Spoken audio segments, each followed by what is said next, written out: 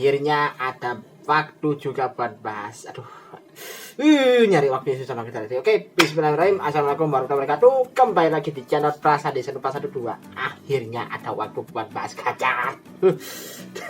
Dari kemarin, ngelarin soal gabu itu bener-bener, gila sih.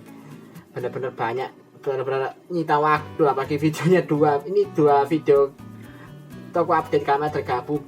Durasinya di atas setengah jam semua. Aduh, aku berkata waktu buat recording untuk gacha, dan akhirnya ya ini sebenarnya aku kondisi rekamannya gak ada skripnya buat bahasan gacha sih, tapi ya karena bahasa gacha kali ini bisa dibilang cuma fokus ke satu momen, jadi ya aku bablas saja tanpa skrip. Jadi aku mulai bahasa singkat dari kamar gacha episode 48. 2 episode lagi gacha bakal tamat. Waduh.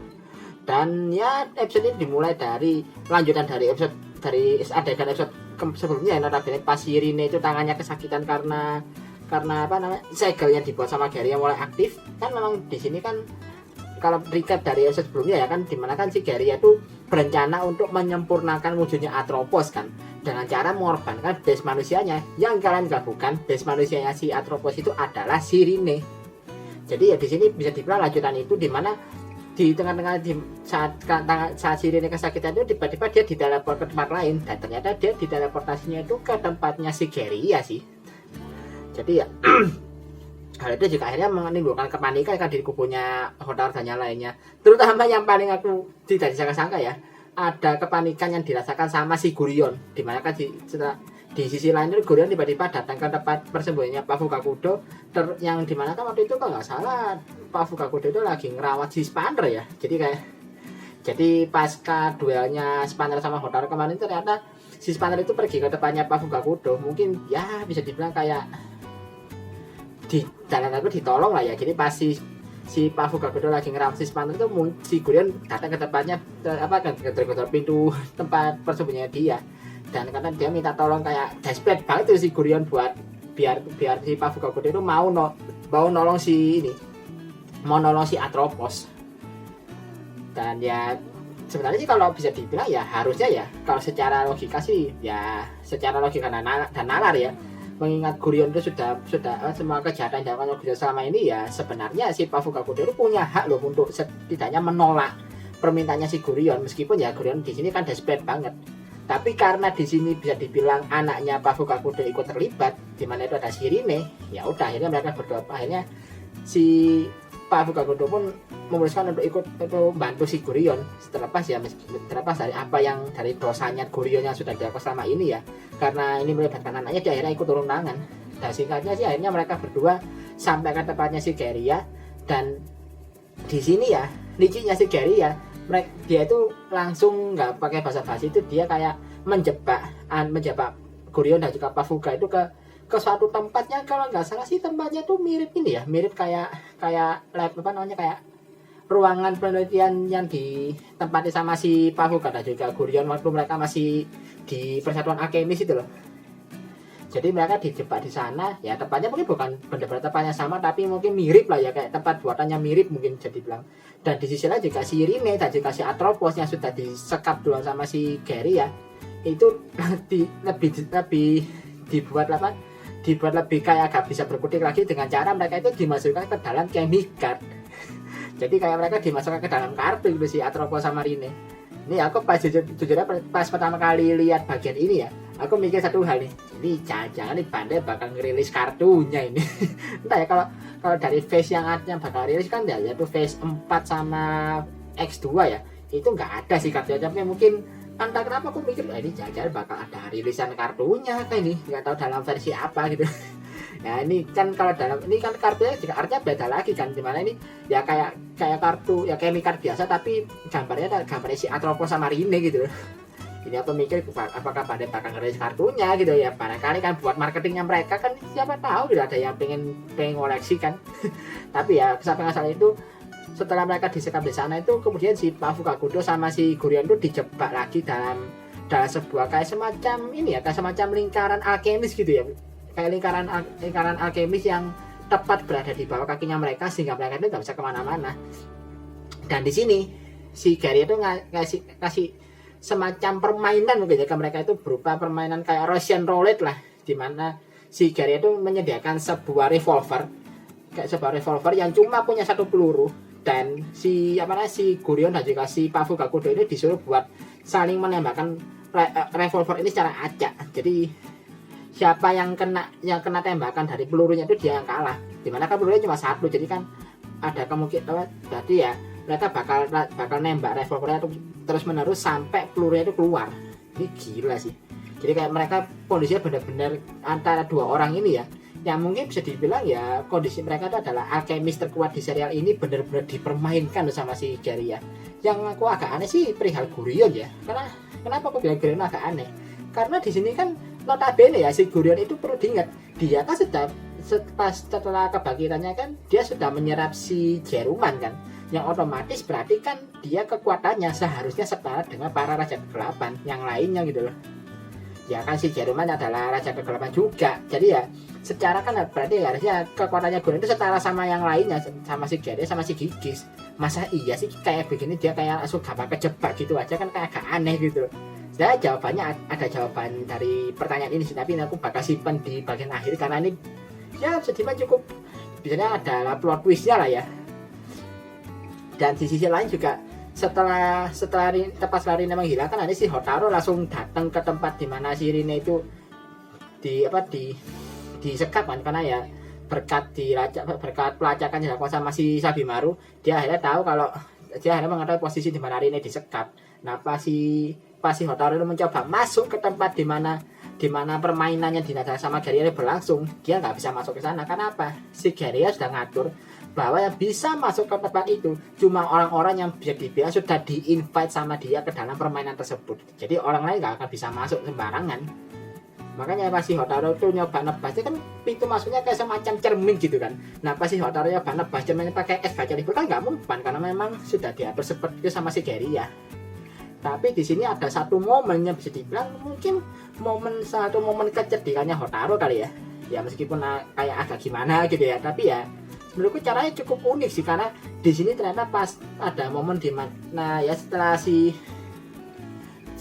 Pafugakudo sama si Gurion saling beradu tembak ya, dan pas bagian si Gurion kan tembakannya ternyata tembakan yang dia lontarkan tuh menggunakan pelurunya kan. Nah pas pelurunya keluar tuh tepat sebelum kena si Pafugakudo, pelurunya langsung berubah jadi kupu-kupu, dan setelahnya revolver yang dibawa sama si Gurion berubah jadi kamera tergacar kayak balai coco foam yang buat mode mana ya ini.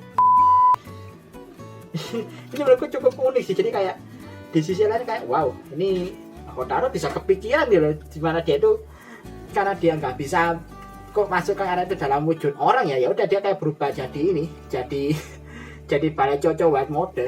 Bisa dia kepikiran pakai foam ini buat masuk ke sana. Ini unik sih menurutku, bisa dibilang idenya Hotaru itu. Jadi dia kayak berubah jadi benda biar dia itu bisa ikut masuk ke sana. Dan ya udah akhirnya di sini si Hotaru pun akhirnya berhasil ngasih serangan ke Geria, dan ya udah akhirnya mereka berhasil keluar dari dimensi buatannya Geria pun dengan Atropos dan juga Rine yang berhasil keluar dari kartu yang sebelumnya mereka disekap di sana sama si Geria. Dan pas disamperin ya, ini yang jadi sebuah plot twist di mana si Gurion tiba-tiba pas dia kan disamperin sama Atropos kan ya, kalau jadi kan Atropos kan bisa dibilang kayak terlalu percaya banget sama si Gurion kan. Nah pas dia ya bisa dia kayak bertanya, pas dia kayak lagi kayak momen-momen senengnya ya, karena kan bisa dibilang kayak dapat perhatian dari ayahnya dia, tiba-tiba si Gurion ngomong kalau dia itu sama sekali nggak pernah sayang sama Atropos. Jadi kayak ya cuma dimanfaatin doang, karena di saat bersamaan si Gurion tuh kayak ngasih semacam lambang lingkaran alkemis lain tepat di tangannya Atropos dan juga Rine. Nah akhirnya ya lagi-lagi mereka juga kayak bakal ya ini sih aku baru ingat kenapa kok mereka dipasangkan lingkaran kayak gitu sama si Gary ya, karena kan si Gary itu punya tujuan untuk mengubah si Atropos itu menjadi makhluk sosok yang bernama Chimera. Ini sekali lagi ya, ada unsur Full Metal Alchemist di serial ini, Kamen Rider Gajah ini. Dimana Chimera ini ada kayak semacam apa ya, kayak semacam senjata pemusnah massal sih mungkin kalau bisa dibilang, bukan makhluk ya, tapi kayak bentuknya kayak semacam senjata pemusnah massal yang dimana ingredient utama biar senjata ini bisa aktif itu adalah Atropos dan Rine. Jadi kayak sumber energi utamanya adalah Atropos yang sudah disempurnakan dengan cara mengorbankan si Rine. Itu kan ada penggambaran dimana kayak ada kayak senjata gede banget yang melayang di langit dengan Atropos di bagian tengahnya, dan di bawahnya kayak ada si Rine yang mungkin sudah mati kali ya, sebagai kayak yang sebagai sumber energinya gitu loh. Nah, si Gurion ini alasannya kenapa dia ngasih tanda juga ke tangannya Atropos dan Rine, karena dia itu pengen ngambil alih rencananya si Gary ya. Jadi kayak Gary itu udah bikin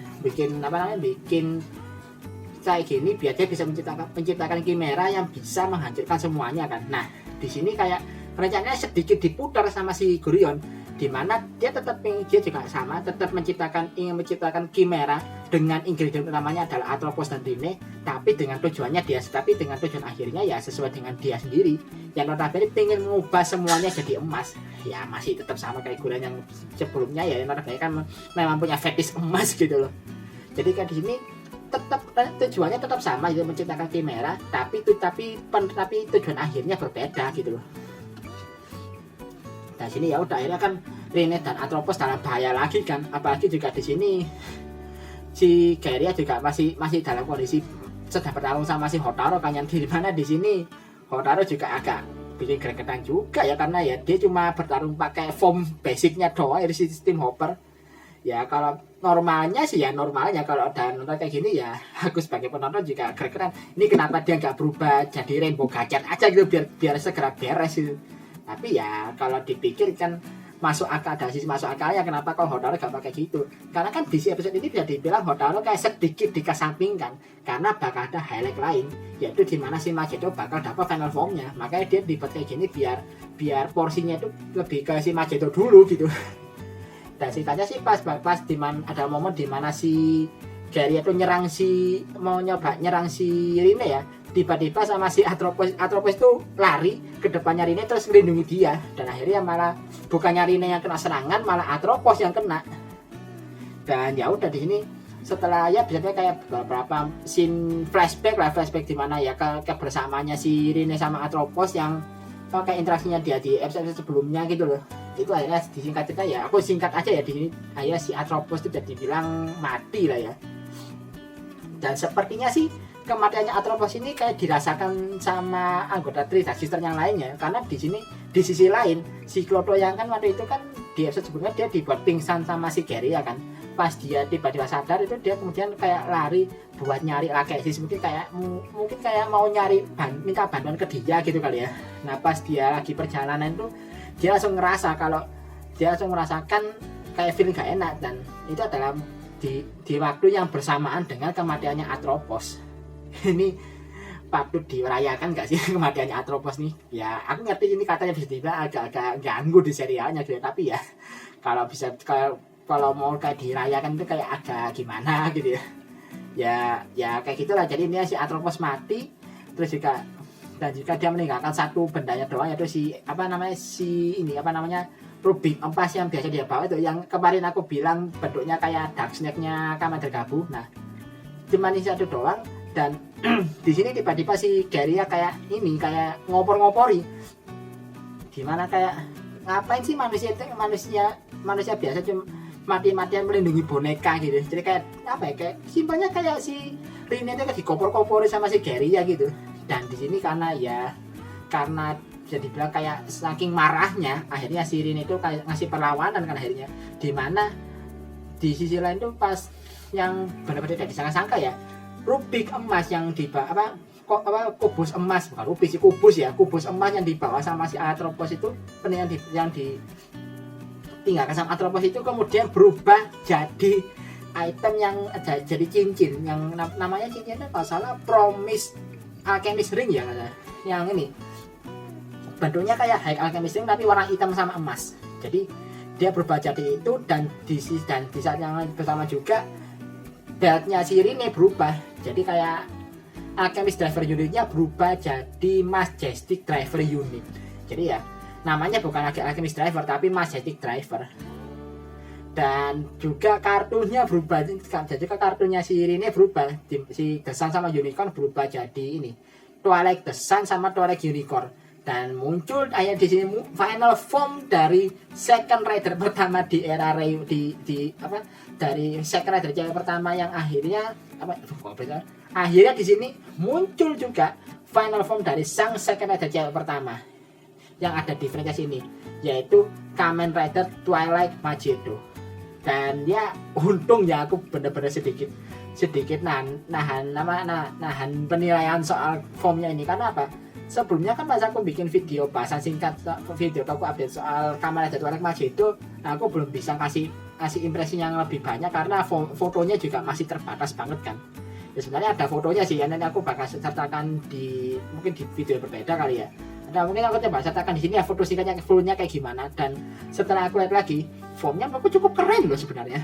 Ya meskipun ya warna gradasi pink sama birunya memang sedikit ngingetin ke Revise ya, tapi menurutku kalau dilihat dari segi full bodinya itu ternyata nggak terlalu mengganggu loh, malah keren kalau aku lihat itu dari segi formnya. Apalagi di sini debut dari Kamen Rider Twilight Magedo dipercantik lagi dengan koreografinya bener-bener ya ciri khasnya Kamen Rider Magedo ya, notabene kan memang dia suka main sliding gitu di bawah kan kalau dari gaya bertarungnya Kamen Rider Magedo dia kayak sering banget ngincer kaki kan kalau nyerang itu yang jadi yang unik. Dan ini benar-benar dibuat lebih improve lagi actionnya, dan juga diiringi dengan kayaknya ini BGM baru sih, kalau aku dengar ini kayak BGM baru yang ngiringi pertarungan ini. Jadi kayak momen pertarungannya jadi lebih epic lagi gitu. Jadi kayak benar-benar debut dari final form sang Second Rider cewek pertama ini benar-benar dibuat seperfect mungkin gitu biar jadi lebih epic. Dan di sini akhirnya dan juga dari segi perubahannya ternyata dia harus nyeken 2 cincinnya ya, dari High Alchemist Ring di tangan kanan sama Promise Alchemist Ring di tangan kirinya si Irene. Jadi ya memang butuh dua item ini untuk ngasih formnya. Dan nggak berapa lama setelah itu, kayak sehari sebelumnya atau sehari setelahnya debutnya Twilight Magedo ya, Premium Bandai langsung ngumumin bakal ngerilis DX Majestic Driver Unit dan Promise Alchemist Ring. Gila nggak? Langsung dirilis loh DX-nya tuh. Aku lupa kapan rilisnya, tau nggak? Saya rilisnya itu nanti akhir tahun sih. Jadi aku rilisnya itu Desember 2024 ini. Jadi masih akhir tahun rilisnya. Jadi pas Gabu udah mau pertengahan, Gabu mungkin udah masuk saga debut upgrade form. Ini DX-nya baru rilis. Dan harganya pasti mahal sih. Mungkin kalau harganya hampir sama kayak Alchemist Driver Unit, tapi mungkin di atasnya lagi. Karena feelingku ya, kan kebiasaannya Premium Bandai itu pasti bakal di DX-nya bakal menyertakan yang namanya dialog dari aktornya kan. Feelingku karena di Alchemist Driver Unit itu nggak ada suaranya Sirine, mungkin suara dialognya Sirine itu bakal disertakan di Majestic Driver Unit ini nantinya. Mungkin loh, jadi ya harganya pasti lebih mahal lagi. Untuk DX yang Alchemist Driver Unit aja harganya udah di atas 1,5 juta kan. Ini feelingku ya, untuk Majestic Driver Unit harganya bisa di atasnya sih, mungkin bisa 2 jutaan sih. Untuk driver unitnya doang kan cuma dapat 4 item kan, Majestic Driver Unit, kemudian Promise Alchemist Ring sama 2 kartu, yaitu si Twilight The Sun sama Twilight Unicorn. Yang di sini kan juga 2 kartu ini katanya adalah kartu kategori baru, yaitu namanya Twilight Chemicard. Jadi ini Chemicard model baru lagi nih. Jelas ada Raido Chemicard, kemudian ada Legend Rider Chemicard yang punyanya si Legend, terus ada Replica Chemicard yang dibakar sama Kamen Rider Dread, terus ada Daybreak Chemicard punyanya si Gacor Senja. Sekarang ada lagi varian baru, yaitu si Twilight Chemicard yang khusus dipakai sama si Twilight Magedo. Dan ya singkatnya di akhir ini akhirnya si Kamen Rider Twilight Magedo berhasil ngalahin si Garia ya, dengan ya akhirnya bisa lihat finishing yang lebih proper dari si Twilight Magedo, di mana ini finishingnya cukup epic sih. Nama finishingnya kalau nggak salah Twilight Nova ya, nama finishingnya. Dan wow, sekilas itu kalau dari segi gerakan finishnya kan dia rider kick kan. Rider kicknya mirip spinning dance-nya Kamen Rider Kalis. Jadi dia kayak tendangannya yang ngebor ke depan gitu. Ini keren sih. Dan ya udah, di sini akhirnya si Garia kalah dengan mudahnya bisa dibilang ya. Padahal dia itu salah satu Tritunggal Raja Kegelapan loh, kalah semudah itu sama Twilight Mage itu. Gila sih, ini Twilight Mage itu sekuat apa gitu. Aku belum lihat di website ya kayak mungkin kayak di wiki, di Kamen Wiki aku belum lihat sih, karena memang sepertinya memang belum ada gitu apa namanya statistik kekuatannya si Twilight Mage itu. Mungkin sekarang udah ada sih, cuma sebelum aku record tuh belum ada, aku pas aku cek harusnya. Tapi kalau dari segi power sih harusnya nggak beda jauh ya, mungkin sedikit di bawah, lebih kuat dari formnya dia yang lain, tapi mungkin sedikit di bawahnya Rainbow Gachar. Jadi ya mungkin aja sih. Dan singkatnya setelah si Garia dikalahkan, semua Philosopher's Stone yang ada di jalan dunia ini kan kemudian diambil sama si Gurion kan. Dan di sini pas ada dua Philosopher's Stone, ada dua pecahan batu kan. Nah, pecahan yang satu itu diambil sama si Gurion. Nah, pas si Gurion mau ngambil pecahan kedua, tiba-tiba si Dark King Gigis muncul nyampah loh. Dia muncul gak tahu dari mana, tiba-tiba si pecahan batu yang kedua itu diambil sama dia. Akhirnya sih setelah sekian lama AFK dia muncul ya, tapi muncul langsung nyampah loh si Dark King Gigis ini. Ada aja nih emang karakter. Jadi di sini ya bisa dibilang anggota Raja Kegelapan tinggal satu doang ya. Ya kalau si Jerman sih nggak termasuk di itu ya, karena kan dia udah mati duluan dan udah diserap sama si Gurion kan. Jadi para Tritunggal Raja Kegelapan ini cuma tinggal satu doang, yaitu si Dark King Gigis, yang sepertinya aja juga pas minggu depan dia juga bakalan modar juga sih, feelingku ya. Oh ya, sama satu hal lagi sih yang menurutku cukup epic ya, pas pertarungannya Twilight Mage itu ada momen di inner self-nya si Rine ya, dimana dia itu kayak berinteraksi sama kesadarannya Atropos. Dan setelah pertarungannya berakhir itu Atropos kan hilang lagi kan, katanya dia bilang kalau dia bakal balik lagi ke tubuhnya Rine, dia bilangnya kayak gitu sih. Jadi ya udah di sini singkatnya kan akhirnya semuanya kalah dan akhirnya berakhir damai untuk saat inilah ya. Cuma di sini ya yang masih jadi pertanyaan adalah untuk kedepannya nih bakal kayak gimana ini ceritanya. Nah, saya kan di episode minggu depan itu bakal ada ini debut dari bukan debut juga sih. Jadi kayak bakal ada anggota Raja Kegelapan yang bakal beraksi lagi, yang anggota Raja Kegelapan itu si Dark King Gigis, dia bakal beraksi lagi di sini. Dan kalau di preview sih terlihat dia lagi ngelawan si Kamen Type Nishiki ya, yang pakai repli Dai-Oni itu loh. Tapi nggak tahu sih ini siapa yang pakai. Film sih Klotos yang pakai kartunya. Nggak tahu ya, kalau aku lihat sih film ini Kamen Rider versinya Kloto kan bisa jadi Type Nishiki soalnya. Dan satu hal lagi yang jadi highlight ya, karena nanti di episode berikutnya bakal ada debut dari Kamen Rider Valvarado Kurogane. Ya, akhirnya Kamen Rider Valvarado bakal dapat final formnya dia. Bukan di Vision X, bukan di movie, tapi di serial. Langsung episode berikutnya dia bakal muncul final formnya, yaitu si Kamen Rider Valvarado Kurogane. Dan mungkin untuk Valvarado Kurogane bakal aku buat di video terpisah aja ya, karena kalau bahas ini bisa panjang, karena ya ini untuk satu form ini aja bisa jadi video sendiri gitu, karena saking panjangnya. Jadi mungkin perihal apa yang ada di preview, dan juga mungkin kemungkinannya bakal terjadi pas debutnya Valvarado Kurogane nanti bakal aku buat video toko update-nya sendiri ya, kalau mungkin sempet lah ya. Jadi ya aku mungkin cukup di sini sampai mungkin sekian dulu aja ya videonya. Jadi kalau aku tarik kesimpulan ya, mungkin dari segi cerita ya masih basic lah ya. Ya ini memang ciri khasnya si Akiko Inoue ya, notabene kan juga dari segi development antara si Rine sama si Atropos juga masih tetap membosankan ya kalau pribadi. Tapi di sini setidaknya semua itu ditutup manis dengan fight-nya si Kamen Rider Twilight Mage yang menurutku cukup epic. Itu yang bisa jadi poin plus di episode 48 ini. Di samping dari dinamika antara dua karakter ini yang notabene masih tetap membosankan sampai akhir ya. Setidaknya fighting-nya menurutku cukup menghibur lah, dan menurutku masalah yang epic juga di sini.